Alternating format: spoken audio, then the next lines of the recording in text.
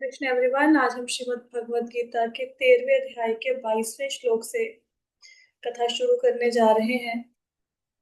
कल के सेशन में हमने क्या जाना? कल के सेशन में हमने एक ट्रायंगल की चर्चा की थी, जिसमें एक जगह पे जीव है, एक जगह पे प्रकृति है, मटेरियल नेचर, और एक स्थान पर परमात्मा है, भगवान है।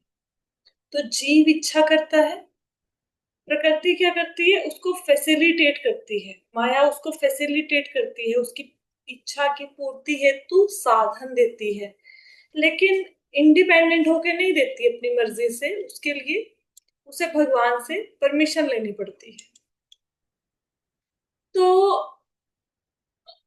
यहाँ पे जो प्रकृति है, उससे कार्य और कारण, सभी कारणों का कारण कहा गया है, कॉजेस एंड इफेक्ट जिसको हम कहते हैं। जैसे मैंने कल आपको समझाया था कि आपने सब्जी बनाई तो इंग्रेडिएंट और उसके बाद जो सब्जी बन के आई, इंग्रेडिएंट्स क्या हो गए? कारण, और कार्य जो सब्जी बनकर आ गई। ठीक है, जो प्रकृति है वो हेतु है सब कार्यों की, लेकिन जीव सुख दुख क्यों भोग रहा है? वो अपनी इच्छाओं के कारण सुख दुख भोग रहा है। तो जीव सुख और दुख के लिए स्वयं जिम्मेवार है, प्रकृति जिम्मेवार नहीं है। प्रकृति सिर्फ फैसिलिटेट करती है। जीव ने इच्छा की चोरी करनी है, प्रकृति ने फैसिलिटेट कर दिया, उसको चोरी करने के लिए साधन दे दिए कि भैया ये मोटरसाइकिल है, जहां पे जाओ यहाँ पे जाके उस घर में चोरी करो। प्रकृति ने फैसिलिटेट कर दिया, तो प्रकृति ने सिर्फ साधन देने हैं। ठीक है, जीव ने क्या करना है? जीव ने इच्छा करी, प्रकृति ने साधन दिए, तो सुख दुख जीव को ही भोगने पड़ेंगे। ठीक है, प्रकृति नहीं भोगेगी।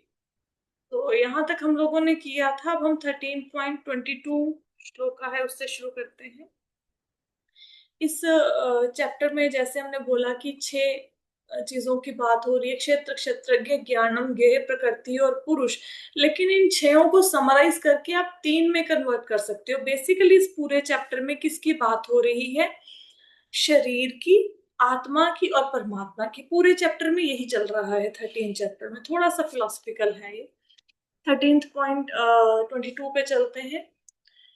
पुरुषः प्रकृतिस्थो हि भुङ्क्ते प्रकृति जान गुणान कारणम गुण संगोस्य सत्सत जोनि जन्मसु। इस प्रकार जीव प्रकृति के 3 गुणों का भोग करता हुआ प्रकृति में ही जीवन बिताता है। यह उस प्रकृति के साथ उसकी संगति के कारण है। इस तरह उसे उत्तम और अधम योनियां मिलती हैं। अब आपने सेकंड श्लोक में, सेकंड चैप्टर में एक श्लोक पढ़ा था ना, देहिनोस्मिन यथा देहे, है ना? जैसे उसमें सेकंड चैप्टर में हमने पढ़ा था कि जैसे कोई व्यक्ति पुराना वस्त्र उतार कर नया वस्त्र धारण कर लेता है, इसी प्रकार आत्मा एक शरीर को छोड़कर दूसरे शरीर को धारण कर लेती है। अब ये वस्त्र बदलते कैसे हैं? आत्मा को दूसरा शरीर मिलता कैसे है? इसके बारे में श्लोक में बताया गया है। तो कैसे होता है ये कि ये शरीर किसका बना? प्रकृति से ये शरीर बन गया, सतो रजो तमोगुण इसके अंदर है। अब आत्मा ये मान लेता है कि शरीर शरीर ही सब कुछ है, अपनी पहचान शरीर से करनी शुरू कर देता है। तो क्या होता है? वो अपने आप को कर्ता समझने लग जाता है कि मैं सारे काम कर रहा हूं और इस काम का जो फल है उसको मैं भोगूंगा। तो प्रकृति ने एक व्यक्ति को एक शरीर दे दिया। कैसे दिया? उसके पूर्व जन्म में जैसे भी उसके कर्म थे उसके अनुसार उसे शरीर दे दिया। जैसा भी उसने भोगों को भोगने की इच्छा की, प्रकृति ने उसको वैसा शरीर दे दिया। जैसे हम रेलवे प्लेटफॉर्म पे चले जाएं, जिस शहर में हम जाने की इच्छा करेंगे हम शहर का नाम बोलेंगे टिकट काउंटर पे, वो व्यक्ति आपको उस शहर में जाने की टिकट दे देगा। तो जैसे हम लोगों ने पूर्व जन्म में इच्छा करी, जैसे कर्म किए, वैसा प्रकृति ने हमें शरीर दे दिया। तो इन इच्छाओं के कारण कभी हमें देवता का शरीर मिला, कभी मनुष्य का, कभी पशु पक्षी का, कभी कीड़े का, कभी संत पुरुष का, कभी खटमल का। ऐसे हम लोग शरीर को चेंज करते रहे। शरीर क्यों बदलता है इंसान? शरीर इसलिए बदलता है क्योंकि उसके मन में भोगों को भोगने की इच्छा है। जैसी इच्छा है प्रकृति वैसा उसको शरीर दे देती है। जैसे आप रेस्टोरेंट में गए, अब आपका क्या खाने की इच्छा है, आप शेफ को बताते हो। जो आप शेफ को बताओगे, जो आप वेटर को बताओगे कि ये मेरी खाने की इच्छा है, तो वेटर वैसा ही आपको, आप उतना पे कर दोगे, वेटर आपको उसका वैसा सामान ला देगा। इसी प्रकार जैसे आपकी पूर्व जन्म में हमारी इच्छाएं थी, उसके अनुसार प्रकृति ने हमें मनुष्य का, पशु का, देवता का शरीर दे दिया। और ये बार बार ऐसे ही होता है। तो शरीर मिलता क्यों है? ये आत्मा पुराना शरीर त्याग के नया शरीर धारण क्यों करती है? इन इच्छाओं के कारण, इस अटैचमेंट के कारण। आत्मा शरीर से अलग है, लेकिन मानने लग जाती है कि मैं शरीर हूं। शरीर मानने के कारण वो अलग अलग इच्छाएं करती है, उसके मन में इच्छा होती है संसारिक चीजों को भोगने की। इसलिए उसको बार बार शरीर बदलना पड़ता है। कभी अच्छा शरीर मिलता है देवता का, मनुष्य का, कभी अधम योनियां मिलती हैं, जीव जंतु, पशु पशु पक्षी, कुछ भी हो सकता है। क्यों? क्योंकि वो सतो रजो तमो गुण के अनुसार कुछ ना कुछ काम करता रहता है, उसके अकॉर्डिंग उसका कर्मफल बनता जाता है और वो अगला जन्म उसको मिलता जाता है। और इसको कैसे समझोगे? जैसे एक गाड़ी में कोई व्यक्ति जा रहा है, उसका एक्सीडेंट हो गया। अब एक्सीडेंट करने में किसका हाथ है? दो चीजों का है। एक तो उस व्यक्ति का खुद का है, उसने गाड़ी को मार दिया। लेकिन गाड़ी भी तो, एक्चुअल में बड़ा हाथ तो गाड़ी का है ना, गाड़ी ने किसी दूसरी गाड़ी को टक्कर मारी, चालक तो सिर्फ चला रहा था। तो दोनों की गलती है, लेकिन गाड़ी को उत्तरदायी नहीं ठहराया जाता। अगर बस का कोई वो हो जाए, बस दुर्घटना हो जाए, तो बस के पहियों को, स्टेयरिंग को सजा नहीं मिलती, बस ड्राइवर को सजा मिलती है। तो इसी प्रकार ये जो शरीर है, ये तो जड़ है। ये शरीर कोई चेतन थोड़े ना है, ये तो जड़ है। ठीक है। जैसा आत्मा ने इच्छा करी, मतलब शरीर की जो इंद्रियां हैं, हमारे हाथ पैर आंख नाक कान, ये सारी इंद्रियां हैं, ये कैसे काम करती हैं? ये आत्मा, मन, बुद्धि, इसको जो कहेंगे बेचारी वैसे ही काम कर देंगी, है ना। तो इसकी गलती नहीं है इंद्रियों की, लेकिन भुगतना इसको ही पड़ेगा। अगर हम लोगों ने, सपोज प्रकृति का गुण एक हमारे ऊपर हावी हुआ, एग्जाम्पल से समझते हैं, सतो रजो तमोगुण 3 प्रकार के गुण होते हैं। अब आपके मन में गुस्सा आ गया, बहुत ज्यादा गुस्सा आ गया किसी के प्रति। तो आपने क्या किया? सामने मधुमक्खी का छत्ता था, उसको आपने जोर से पत्थर मार दिया गुस्से में। ठीक है। अब तमोगुण था, तमोगुण के कारण गुस्सा आया, तमोगुण के कारण आपने छत्ते को पत्थर मार दिया। ठीक है।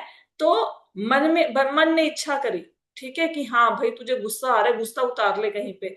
तो बुद्धि ने कहा कैसे गुस्सा उतारोगे? तो देखा कि पास में पत्थर पड़ा था, सामने क्या नजर आया? छत्ता। तो कहा कि मार दो, चलो गुस्सा उतार दो, है ना।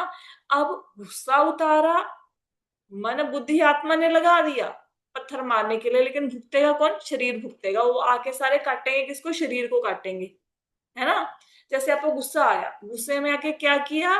बच्चे ने गिलास पटक दिया जमीन पर, जमीन पर पटक दिया।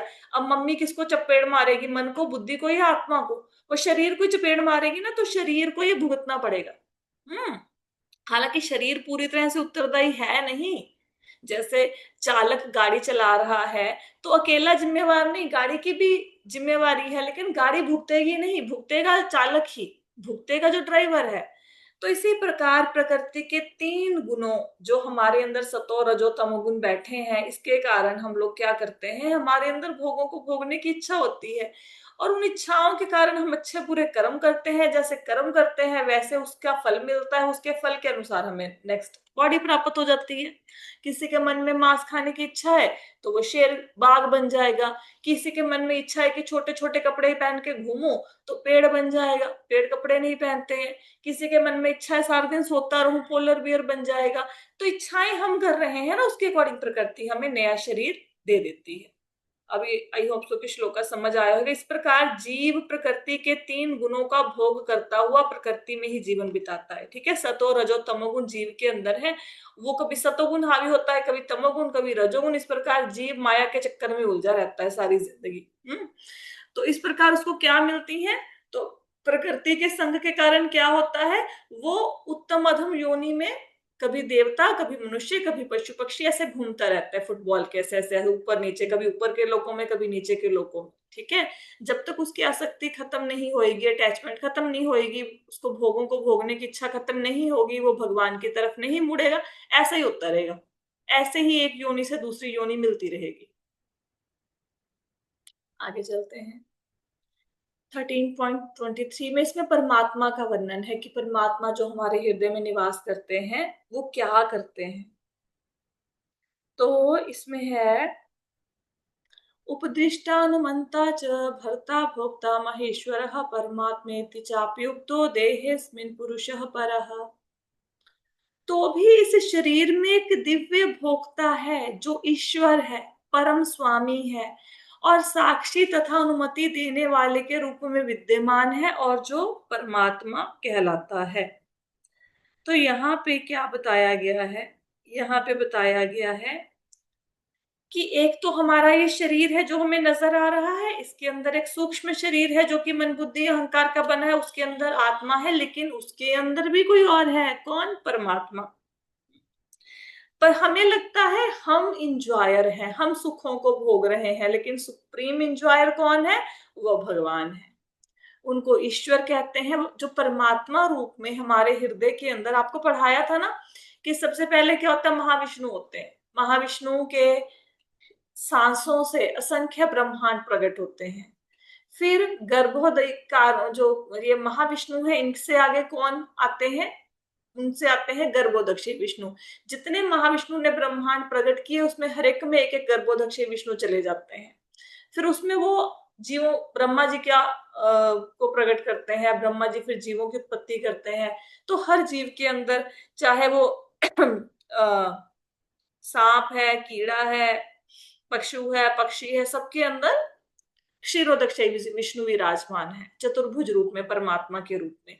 तो इसका वर्णन किया गया है कि आत्मा के साथ शरीर के अंदर कौन बैठा है? परमात्मा बैठे हैं, सुप्रीम इंजॉयर है, मालिक है हमारे। और क्या काम करते हैं? वो हमारे कामों के साक्षी बनते हैं और हमें परमिशन देते हैं काम करने की। अब हमारे मन में आएगा कि अगर परमात्मा हमारे हृदय के अंदर बैठे हैं तो फिर वो हमें गलत काम को करने की परमिशन क्यों दे देते हैं? उनको तो हमें बताना चाहिए कि ये गलत काम है, उनसे, उनको तो हमें हमसे सिर्फ सही सही काम करवाने चाहिए, है ना? तो ये जो परमात्मा हमारे हृदय के अंदर बैठे हैं, ये हमारे समस्त काम का लेखा जोखा करते हैं। अच्छा, इस व्यक्ति ने ये पाप कर दिया, इसने ये पुण्य कर दिया, ठीक है, पूरी डिटेल बना रहे हैं वो साक्षी बनते हैं आपके कामों के। जैसे अगर कोई व्यक्ति किसी पक्षी को ले जाए किसी अंधेरे कमरे में, बिल्कुल अंधेरा कर ले, उसकी गर्दन मरोड़ दे, पक्षी को मार दे, वो सोचे किसी को नहीं पता लगा मैंने पाप किया, किसने देखा? कोई नहीं था यहाँ पे। कौन देख रहा है? परमात्मा देख रहा है और उसका हिसाब किताब पूरा बना रहे हैं, वो डायरी में अपने नोट कर रहे हैं किसने ये पाप कर दिया। आपने कहीं पे जाके कोई दान दे दिया और ऊपर लिखवा दिया गुप्त दान, किसी को पता ना लगे। मंदिर के गले में पैसे डाल दिए, किसी को नहीं पता। किसको पता चलता है? वो परमात्मा को, क्योंकि वो तो अंदर ही बैठे हैं ना। तो वो साक्षी बनते हैं कामों के और आपको सैंक्शन करते हैं। जब तक परमात्मा आपको परमिशन नहीं देंगे ना किसी काम को करने की, आप उस काम को कर नहीं पाओगे। उनकी अनुमति जरूरी है। अगर पिछले जन्म के पापों या पुण्यों का फल भुगतना है तो जो अंदर परमात्मा बैठे हैं उनकी परमिशन के बिना हम भुगत नहीं सकते। उनकी परमिशन जरूरी है। फिर वो हटाते क्यों नहीं गलत काम करने से? इसको समझने के लिए उपनिषदों में एक एग्जाम्पल दी हुई है कि एक पेड़ के ऊपर दो पक्षी बैठे हैं। एक पक्षी उस पेड़ के फल खा रहा है। कभी वो मीठा फल खाता है तो उसको सुख अनुभव होता है, कभी वो कड़वे फल की ओर चोंच मारता है, उसको दुख लगता है कि ये फल कड़वा है। एक दूसरा पक्षी भी उस पेड़ पे बैठा है, वो उसको देखे जा रहा है कि अच्छा इसने कड़वा फल, उसको पता सब है कि ये कड़वा है, ये मीठा है, लेकिन वो बताता नहीं है। क्यों नहीं बताता? क्योंकि जो दूसरा पक्षी है उसकी तरफ पीठ करके बैठा है और खुद खाए जा रहा है। उसकी परमिशन, वो उसकी तरफ देख ही नहीं रहा, उससे वो सलाह मांग ही नहीं रहा, उसकी तरफ पीठ करके अपनी मर्जी से फलों का स्वाद खाए जा रहा है। जब कभी कड़वे कभी मीठे फल खाने को मिलते हैं।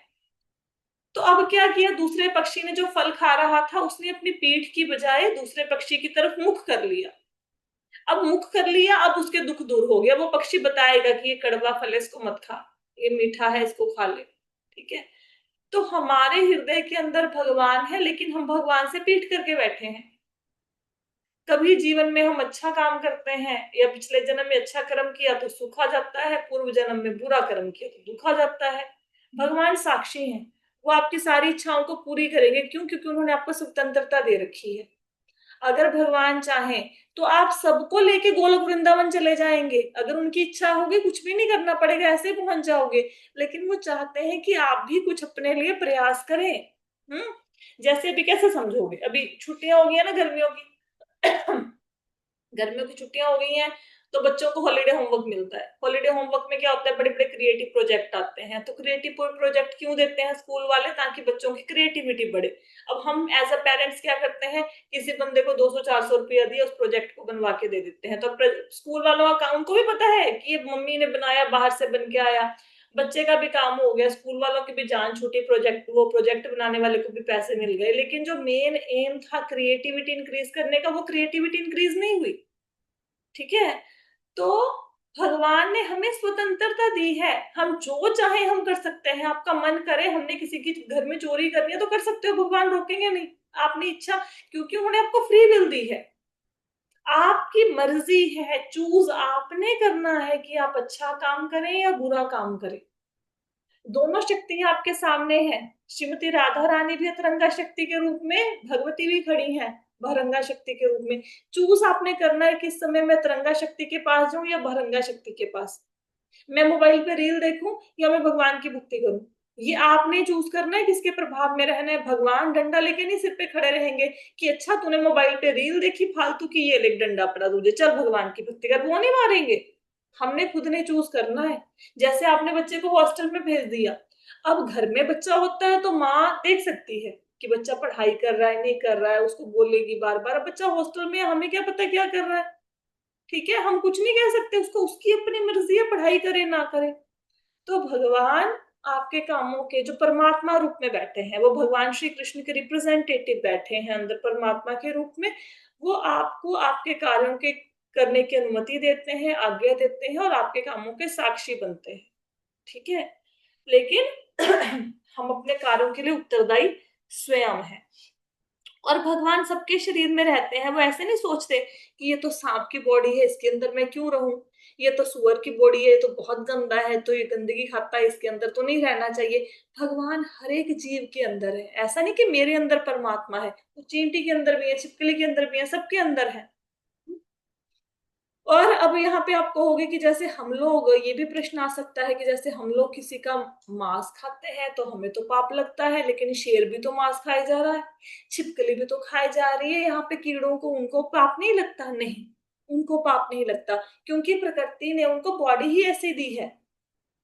वो मतलब इकोसिस्टम में बैलेंस करने के लिए उन चीजों को खा रहे हैं। उनको शरीर ही ऐसा मिला है, हमारा ऐसा शरीर नहीं मिला।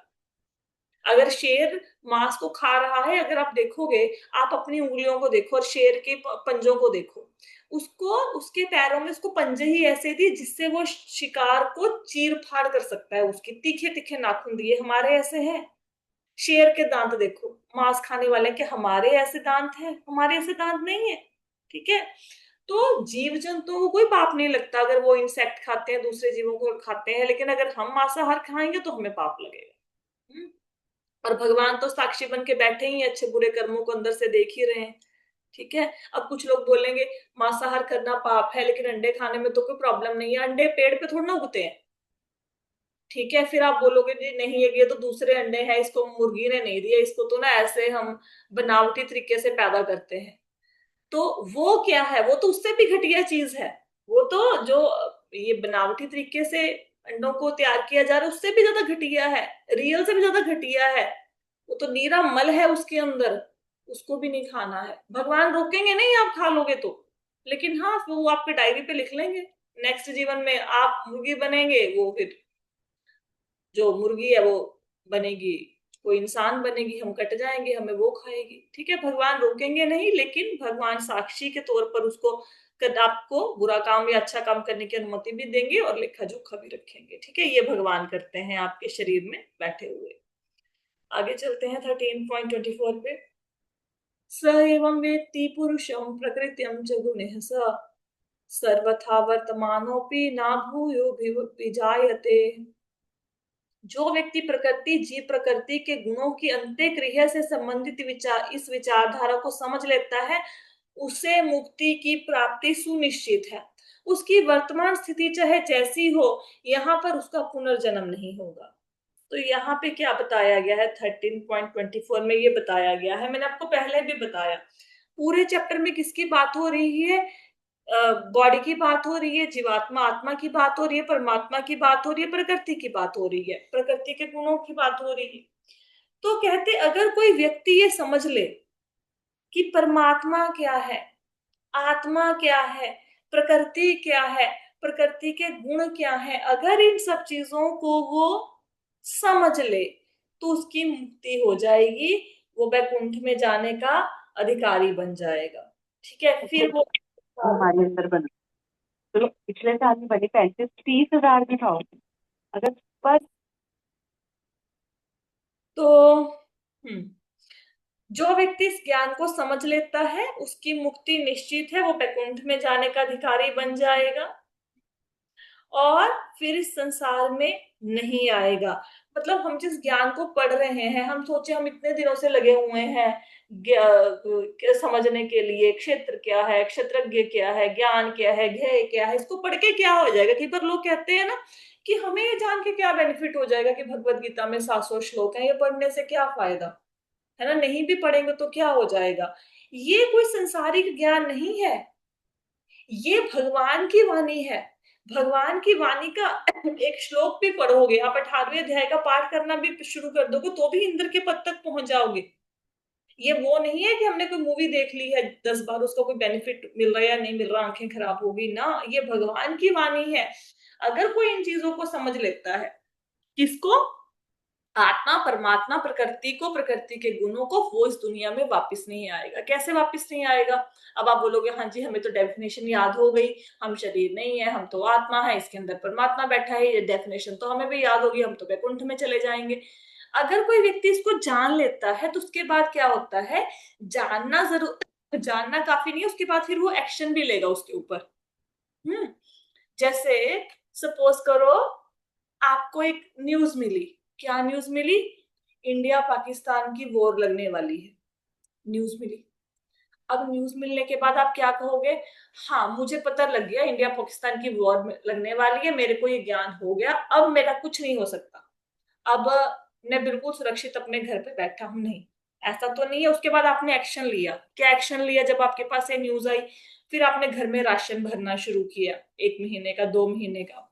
फिर आपने देखा कि मेरे को खिड़की तो ऐसी नहीं है जिसमें पर्दा ना लगा हो, रात को मैं लाइट जलाऊं और फिर वो रोशनी बाहर जाए, आपने एक्शन लिया। आप घर टाइम पे आना शुरू हो गए, आपने घर से बाहर निकलना शुरू कर दिया। तो ये सारे एक्शन लिए ना आपने, सिर्फ ये समझकर कि इंडिया पाकिस्तान की वॉर है, घर में बैठ थोड़े ना गए आराम से, आप एक्शन मोड में आ गए। तो जब आपको पता लग गया कि मैं ये शरीर नहीं हूं, मटेरियल बॉडी नहीं हूं, और मैं आत्मा हूं, और ये जो जीवन मृत्यु का चक्कर है करोड़ों सालों से चलता आ रहा है, हर बार मैं आके दुनिया में फंस जाता हूँ, हर बार फिर वही नर्सरी क्लास से पढ़ाई करो, फिर वही वहां पे धन कमाओ, फिर शादी करो, बच्चे पैदा करो, फिर वो हस्बैंड वाइफ सास बहू के झगड़ों को सहो, फिर अंत में मर जाओ बच्चों को पालते पालते, फिर कभी घोड़ा कुत्ता गाय बनो, कितनी देर चलता रहेगा ये? मुझे नहीं सारे चक्कर में फंसना। जब मेरे पास ऑप्शन है, भगवान ने दे दी, अगर आपको कोई बताए कि आपके पास ऑप्शन है, आप झोंपड़ी में रह सकते हो या 5 स्टार होटल में रह सकते हो, दोनों ऑप्शंस है, और दोनों में आप बिना पैसे के रह सकते हो। झोंपड़ी में जाना है तो भी पैसा नहीं लगेगा, और वहां पे जाना है 5 स्टार होटल में तो भी पैसा नहीं लगेगा। तो आप 5 स्टार होटल को चूज करोगे ना, झोंपड़ी में तो नहीं रहोगे। तो भगवान के धाम में जाने के लिए देयर इज नो मनी, पैसा नहीं चाहिए। दुनिया में हर चीज के लिए पैसा चाहिए। अगर आपको बड़ी गाड़ी चाहिए तो यू नीड मनी, आपको बड़ा घर चाहिए यू नीड मनी, आपको अच्छी यूनिवर्सिटी में पढ़ाई करनी है नीड मनी, आपको अब्रॉड जाना है यू नीड मनी। तो कोई ना कोई योग्यता होनी चाहिए ना। आपको किसी बड़ी कंपनी में नौकरी करनी है तो आपके पास योग्यता होनी चाहिए।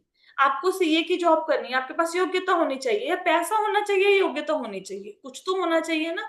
लेकिन भगवान की भक्ति करने की इतना सरल है कि हमारे पास धन नहीं है तो भी भक्ति कर सकते हैं। हमारे पास योग्यता नहीं है, क्या नहीं है हमारे पास, ना ज्ञान है, ठीक है, ना हम लोग को ज्यादा भक्ति करने के तरीकों के बारे में पता है, कुछ नहीं पता हमें, है ना। कोई योग्यता नहीं चाहिए कि कोई बंदा सुंदर है वो भक्ति कर सकता है, कुरूप नहीं कर सकता, बूढ़ा कर सकता है, जवान नहीं कर सकता, एवरीबडी इज एलिजिबल।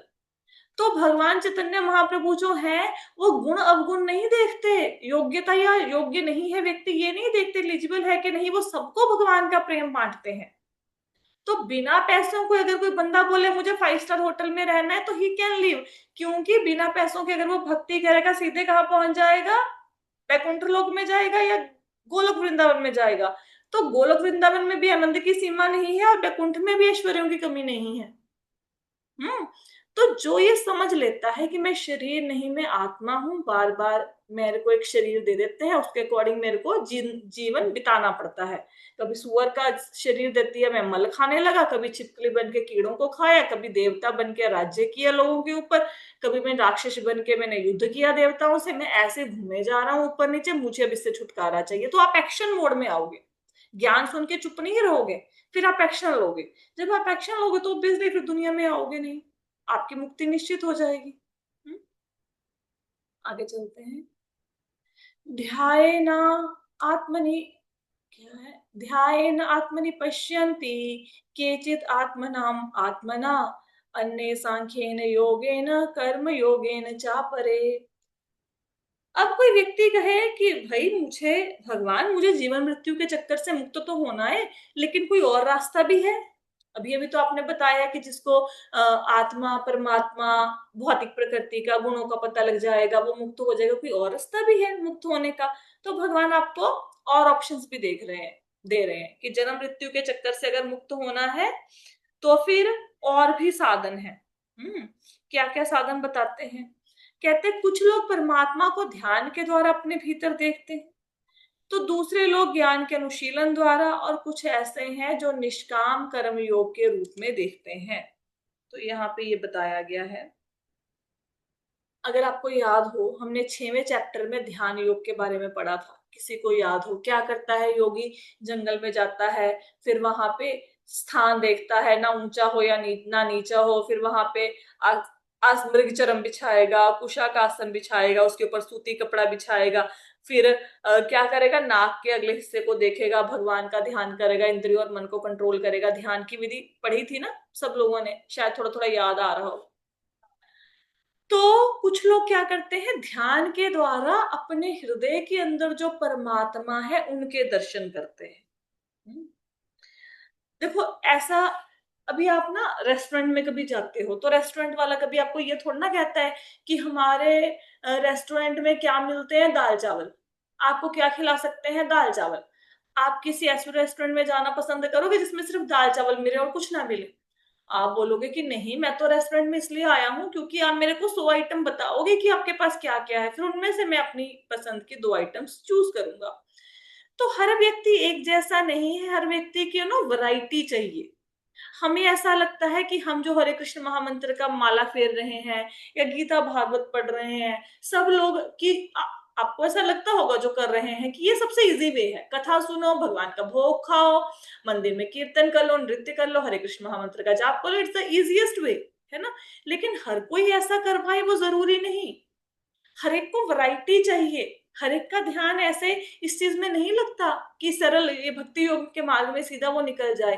तो भगवान ने हर व्यक्ति के लिए अलग अलग रास्ते बनाए हैं कि भाई, अच्छा कुछ लोगों को आपने देखा होगा मेडिटेशन करने में बड़ा मजा आता है, उनको माला दे दो, माला पे नाम का जाप कर लो, वो नहीं कर पाएंगे, लेकिन मेडिटेशन बहुत अच्छे से कर लेते हैं, है ना।